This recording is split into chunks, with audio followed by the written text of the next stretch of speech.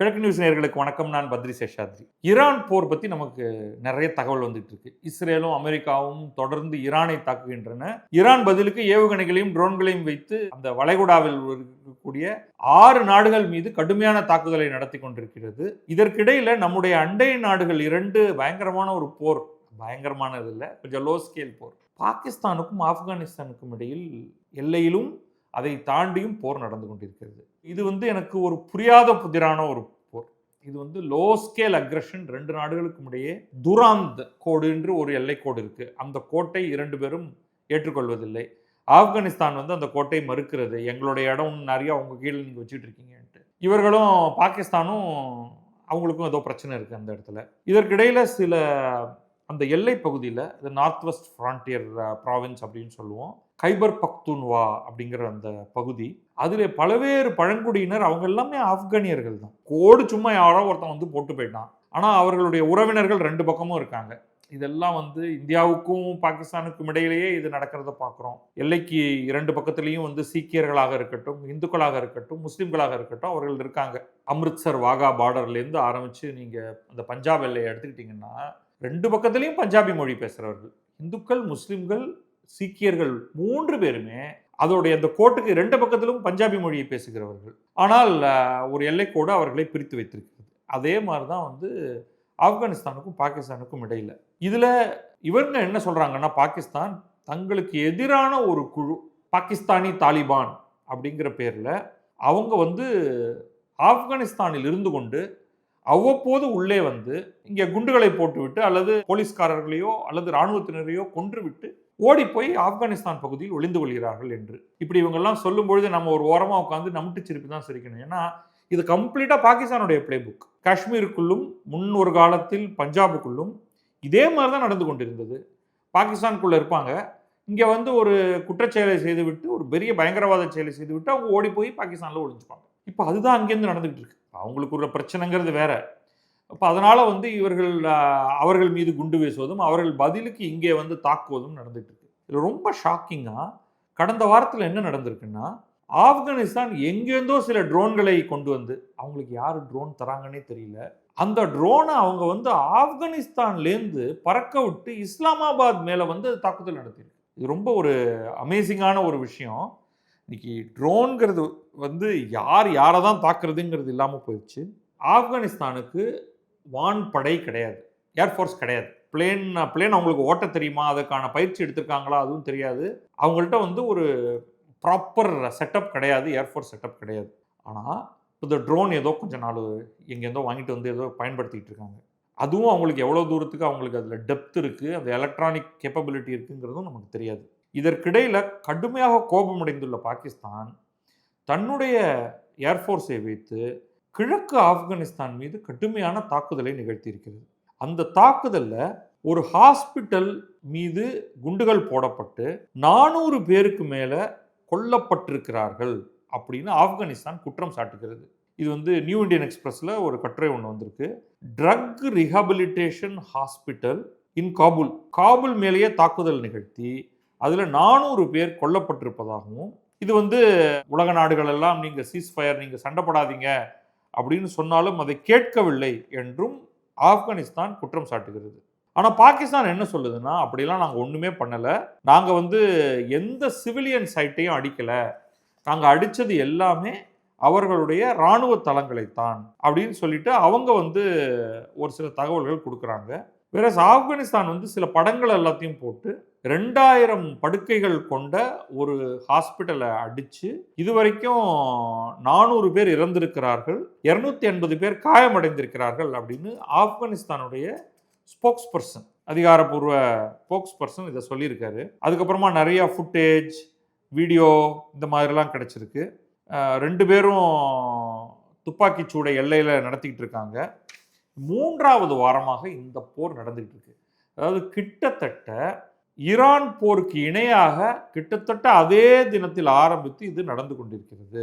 நம்ம சொன்ன மாதிரி பாகிஸ்தான் இதை மறுத்திருக்கிறது. நாங்கள்லாம் ப்ரிசிஷன் ஏர் ஸ்ட்ரைக் அடிக்கிறவங்க, ஒன்லி மிலிட்ரி இன்ஸ்டலேஷனில் மட்டும்தான் அடிச்சிருக்கோம், நாங்கள் எந்த ஒரு சிவிலியன் தளத்திலையும் பண்ணலை, இது அபாண்டமான குற்றச்சாட்டு அப்படின்னு சொல்லிட்டு அவங்க என்ன சொல்கிறாங்கன்னா, நாங்கள் இதுவரைக்கும் அடித்த இடங்கள் அனைத்துமே ஆப்கானுடைய தாலிபன் அரசு அவர்களுடைய பலவேறு பயங்கரவாத ப்ராக்சி அப்படின்னா இவர்களுக்கு பதிலாக அவர்களை முன்னிறுத்தி நடத்தக்கூடிய ஒரு சண்டைங்கிறது. அந்த மல்டிபிள் டெரர் ப்ராக்சிஸ்க்கு அவங்க எங்கெல்லாம் சப்போர்ட் கொடுக்குறாங்களோ அந்த இடத்துல தான் நாங்கள் இதை அடித்தோம். அவங்க ஆப்கானிஸ்தான் சொல்வது முழுமையாக பொய் அப்படின்னு இவங்க சொல்கிறாங்க. இதுக்கு நடுவில் வந்து யுனைடெட் நேஷன்ஸ் ஐநா சபை கொஞ்சம் முழிச்சுக்கிட்டாங்க. பாவம் அவங்களை யாருமே ஒரு பொருட்டாக கருதுறது இல்லை. முக்கியமாக அமெரிக்கா ஐநாவா வாசலோட போ அப்படின்னு சொல்லி துரத்திட்டு இருக்கான். இங்கே வந்து யூஎன் செக்யூரிட்டி கவுன்சில் வந்து உடனடியாக இந்த நிறுத்துங்க, உடனடியாக இந்த டெரரிசம் ஆஸ்பெக்ட்ஸை நிறுத்துங்க அப்படின்னு ஆப்கானிஸ்தான்கிட்ட சொல்லியிருக்காங்க. ஏன்னா பாகிஸ்தானுடைய ஸ்டோரி அதுதான். அவங்க வந்து இந்த பாகிஸ்தானி தாலிபானை வைத்து கொண்டு எங்கள் ஊருக்குள்ளே வந்து அடிச்சுட்டு போயிட்டு இருக்காங்க அப்படின்ட்டு. அதை தவிர அடுத்தது வந்து இன்னொரு குழு இருக்குது. இதை எங்கெல்லாம் பிரச்சனை ஆகுங்கிறத நான் அடுத்து சொல்கிறேன் உங்களுக்கு. ஆப்கானிஸ்தான் பலூச்சிஸ்தானுடைய செப்பரேட்டிஸ்ட் குரூப்ஸ், பலூச்சிஸ்தானுக்குள்ள வந்து சில குழுக்கள் இருக்கின்றன. அவங்கெல்லாம் வந்து பலூச்சிஸ்தானுடைய விடுதலைக்காக அவங்க போராடிட்டு இருக்காங்க. அவர்களுக்கும் சப்போர்ட் வந்து ஆப்கானிஸ்தான் கொடுக்குது அப்படின்னு பாகிஸ்தான் அவர்கள் மீது குற்றம் சாட்டுகிறது. இது எந்த இடம் அப்படின்னு நீங்கள் பார்த்தீங்கன்னா, இந்த பலூச்சிஸ்தான் அப்படிங்கிறது வந்து அது பாகிஸ்தானுடைய ஒரு ப்ராவின்ஸாக தான் நம்ம இப்போதைக்கு பார்க்கணும். அதோடைய எல்லைகள் என்னன்னு பார்த்தா ஈரான் அந்த இடத்துல எல்லைக்கு வந்துருக்கு. ஆப்கானிஸ்தான் ஈரான் இரண்டுமே எல்லைகள். அப்போ ஏற்கனவே ஈரானுக்குள்ள சண்டை நடந்துட்டு இருக்கு. ஈரானை ஒட்டி ஆப்கானிஸ்தானும் பலூச்சிஸ்தானும் இருக்கு. பலூச்சிஸ்தான் ப்ராவின்ஸ், மாகாணம். பலூச்சிஸ்தான் வழியாக அதை தவிர ஈரானோடு ஒட்டி இருக்கக்கூடிய நாடுகள் அசர்பைஜான், அர்மீனியா, மற்றொரு பக்கம் ஈராக். ஸோ ஈரானை சுற்றி சூழ்ந்துள்ள பகுதிகள் அப்படின்னு பார்த்தீங்கன்னா ஈராக், அசர்பைஜான், ஆர்மீனியா, பாகிஸ்தான், ஆப்கானிஸ்தான். அப்போ இத்தனைக்கும் நடுவில் அங்கே வேற ஏற்கனவே கடுமையான போர் நடந்துகிட்டு இருக்கு. சும்மா ஜாலிக்கு சுட்டு விளையாண்டு பார்ப்போம் வா அப்படின்னு சொல்லிட்டு பாகிஸ்தானும் ஆப்கானிஸ்தானும் தேவையே இல்லாமல் ஒரு சண்டையில் ஈடுபட்டிருக்கிறார்கள். ஈரான் அசர்பைஜான் மீது தாக்குதலை நிகழ்த்தலாம் அப்படின்னு இந்திய அரசு அசர்பைஜானில் இருக்கக்கூடிய இந்தியர்கள் எல்லாருக்கும் தகவல் சொல்லிருச்சு. ஐயா நீங்கள்லாம் கிளம்பி மரியாதையாக மூட்டை முடிச்சுகளை கட்டி கொண்டு ஊருக்கு போயிருங்க. அதுக்கப்புறம் சண்டை நடந்த உடனே கையை தூக்கிட்டு ஐயா எங்களை காப்பாற்றுங்க, எங்களுக்கு ஸ்பெஷல் ஃப்ளைட் விடுங்க அப்படின்லாம் கேட்காதீங்க, இப்போவே கிளம்புங்க அப்படிங்கிறது தகவலை சொல்லிருச்சு. இப்போ இவ்வளவு கன்ஃபியூஷன் இந்த இடத்துல வந்து திரும்பின திசையெல்லாம் எல்லாரும் சண்டை போடுற அளவுக்கு இது வந்து ரொம்ப ஷாக்கிங்கான ஒரு விஷயமா இருக்குது. இன்னொரு பக்கம் இந்த பாகிஸ்தான் அரசு என்ன சொல்லுதுன்னா, நாங்கள் வந்து இதுவரைக்கும் 684 ஆப்கன் தாலிபன், ஆப்கானிஸ்தான் உடைய அதிகாரப்பூர்வ அரசு அவங்கள நாங்கள் கொண்டிருக்கோம் அப்படின்னு சொல்கிறாங்க. அதை ஆப்கானிஸ்தான் மறுக்கிறது. மாறாக அவங்க என்ன சொல்கிறாங்கன்னா, நாங்கள் பாகிஸ்தான் சோல்ஜர்ஸ் 100 பேரை கொண்டிருக்கோம் அப்படின்னு அவங்க சொல்லியிருக்காங்க. நீங்கள் யாராவது இதை எதிர்பார்த்துருப்பீங்களா? ஒரு வருஷம், 2 வருஷம், 3 வருஷம் முன்னாடி பாகிஸ்தான் மீது யாராவது ஒருவர் போர் தொடுப்பார், அவர் பாகிஸ்தானில் உள்ள பலவேறு சோல்ஜர்ஸை கொல்லுவார் அப்படின்னு சொன்னால் உடனே உங்களுடைய பதில் ஃபஸ்ட் என்னவா இருந்திருக்கும்? இந்தியா சார் அது அப்படின்னு தானே சொல்லியிருப்பீங்க. ஆனால் நீங்கள் யாராவது ஆப்கானிஸ்தானுக்கும் பாகிஸ்தானுக்கும் இடையில் மிக கடுமையான அல்லது ஓரளவுக்கு மாடரேட்லி கடுமையான சண்டை நடக்கும், அதில் பாகிஸ்தான் பாதிக்கப்படும் அப்படின்னு நம்ம யாராவது நினச்சி பார்த்துருப்போமா? இப்போ அதுதான் நடந்துகிட்டு இருக்கு. ஸோ இந்த பிரச்சனையோடைய இது வந்து எப்படி எல்லாம் மாறும் அப்படின்னா, ஆப்கானிஸ்தான் என்ன மாதிரி ஒரு பொசிஷனில் இருக்குது? ரொம்ப வீக்கான ஒரு பொசிஷனில் இருக்குது. அது நாட்டை கட்டி எழுப்ப வேண்டிய ஒரு தேவை இருக்குது. அமெரிக்காவுடைய மிக கடுமையான தாக்குதலின் கீழே இருந்ததற்கு பிறகு அமெரிக்கா தன்னுடைய ஃபோர்ஸஸ் எல்லாத்தையும் வித்ட்ரா பண்ணிட்டு போனதற்கு பிறகு கொஞ்சம் கொஞ்சமாக நாட்டை கட்டி எழுப்ப வேண்டிய வேலையில் அவங்க இருக்காங்க. அதுக்கே அவங்களுக்கு எக்கச்சக்கமான அந்நிய உதவியும் பண உதவியும் முதலீடும் தேவைப்படுகிறது. அதுவே அங்கே வந்த பாடில்லை. அதுக்கு நடுவில் அவர்கள் எதற்காக பாகிஸ்தானை போய் தாக்குகிறார்கள்ங்கிற பார்ட்டி எனக்கு சுத்தமாக புரியல. இதில் இந்தியாவுடைய ரோல் என்ன அப்படின்னு புரியல. இப்படி ஒரு சினாரியோ ஒன்றை கன்சிடர் பண்ணுவோம். பாகிஸ்தான் பலவேறு மிலிட்டன்ட்ஸ், தீவிரவாத குழுக்களை வைத்துக்கொண்டு பாம்புக்கு பால் வார்ப்பது போல அவங்களுக்கு சோறும் தண்ணியும் இருக்க இடமும் கொடுத்து, எப்பா தம்பிகளா உங்கள் வேலை என்னென்னா அவ்வப்போது இந்தியாவில் போய் 4 குண்டை போட்டு வரணும், காஷ்மீரில் வந்து ஜிஹாத் அப்படிங்கிறத வளர்த்து விட்டுக்கிட்டே இருக்கணும், அவங்க நிம்மதியாக இருக்கக்கூடாது என்ற வேலையை தான் பாகிஸ்தான் செய்து கொண்டிருக்கிறது. அதுதான் நம்முடைய குற்றச்சாட்டு அவர்கள் மேலே. ஸோ இதை பார்த்து விட்டு ஒருவேளை இந்தியா வந்து இவங்க டோஸே கொடுத்தாதான் ஒர்க் ஆகும் அப்படின்ட்டு ஆப்கானிஸ்தானை தூண்டி நான் உனக்கு வேணுங்கிற பணத்தை தரேன், உன்கிட்ட பணம் கிடையாது, ஸோ நான் தான் 2 பொட்டி வச்சுக்கோ, நீ 4 பேரை கூப்பிட்டு உங்கள் ஆளுங்களை நீ அவங்களுக்கு வந்து சோறு தண்ணி கொடுத்து அவன் என்ன பண்ணுறானோ அதே அவன் மேலேயே பண்ணு, போய் அடி 4 இடத்துல. அவன் படுற வழி, அவன் பிறருக்கு கொடுக்கக்கூடிய வழியை அவன் தானே பட்டாலாவது திருந்துறானா பார்க்கலாம் என்று இந்தியா இந்த இடத்துல வேலை செய்து கொண்டிருக்கிறதா எனக்கு நிஜமா தெரியல. ஏன்னா இது வந்து இந்திய அரசு இதை நாடாளுமன்றத்திலாம் விவாதிக்க போகிறதில்ல. ஸோ இது எங்கேயோ ஒரு இடத்துல யாராவது ஒரு இன்வெஸ்டிகேட்டிவ் மிலிட்ரி அனலிஸ்ட் யாராவது சொன்னால்தான் உண்டு. இந்தியா பண்ண வேண்டியது ஒன்று இருக்குது, அது பார்ட்லி மாரலி கரெக்டாகவும் இருக்கலாம். இந்தியா உண்மையிலேயே பலூச்சிஸ்தானுக்கு ஆதரவு தருவதில் தவறில்லை. அது என்ன பண்ணணும்னா, நீ வந்து என்னெல்லாம் ஒரு இன்டர்நேஷ்னல் இஷ்யூவாக நீ காஷ்மீர் எடுத்து போயிட்டு இருக்க, நான் இன்டர்நேஷ்னல் இஷ்யூவாக பலூச்சிஸ்தான் எடுத்துகிட்டு போகிறேன். பலூச்சிஸ்தானில் எக்கச்சக்கமான ஆயில் அண்ட் கேஸ் கேப்பபிலிட்டி இருக்குது. இன்றைக்கி உலகமே அடிச்சுக்கிறது அதுக்காக தான். அப்போ பலூச்சிஸ்தான் பிரிந்து தனி நாடாக ஆனால் அவங்க இன்ஃபேக்ட் நேரடியாகவே கேட்குறாங்க. இது நான் புதுசாக சொல்லலை. நீங்கள் வந்து பலூச்சிஸ்தானுடைய ஆதரவு ஹேண்டில்ஸ் எல்லாத்தையும் பாருங்கள். அவங்க என்ன சொல்கிறாங்கன்னா, இந்தியா எங்களுக்கு ஆதரவு அளிக்க வேண்டும், இந்தியா எங்களுக்கு உதவ வேண்டும், பாகிஸ்தானிலிருந்து நாங்கள் பிரிந்து தனிநாடு ஆவதற்கு இந்தியா எங்களுக்கு உதவ வேண்டும் அப்படின்னு அவங்க வெளிப்படையாகவே கேட்குறாங்க. ஆனால் வெளிப்படையாக இந்தியா ஒன்றுமே அறிவிக்க மாட்டேங்குது. இந்தியா உருப்படியாக பண்ண வேண்டியது ஒன்று இருக்குது. பலூச்சிஸ்தான், ஆப்கானிஸ்தான் இரண்டிலும் இந்தியா கணிசமான அளவுக்கு ஒரு அட் அ டிஸ்டன்ஸ் முதலீடு, அங்கே இருக்கக்கூடிய எண்ணெய் வளங்கள், மற்ற இந்த ரேர் எர்த் மினரல்ஸ் வந்து ஆப்கானிஸ்தானில் இருப்பதாக சொல்கிறார்கள். அது எல்லாவற்றையும் எடுப்பதற்கான உதவிகள் முதல்ல வந்து பலூச்சிஸ்தான் தனிநாடாக ஆவதற்கு இந்தியா வந்து டிப்ளமேட்டிக் அண்ட் அதர் ஆக்டிவிட்டியில் ஈடுபடலாம். அது ஒரு டபுள் எட்ஜ்டு ஸ்வர்ட், கொஞ்சம் கேர்ஃபுல்லாக பண்ணணும். ஏன்னா கிட்டத்தட்ட காஷ்மீர் கதை போன்றது தான் பலூச்சிஸ்தானும். பாகிஸ்தான் உருவானதற்கு பிறகு பலூச்சிஸ்தான் ஒரு தனி அரசன் ஆளும் சமஸ்தானமாக இருந்தது.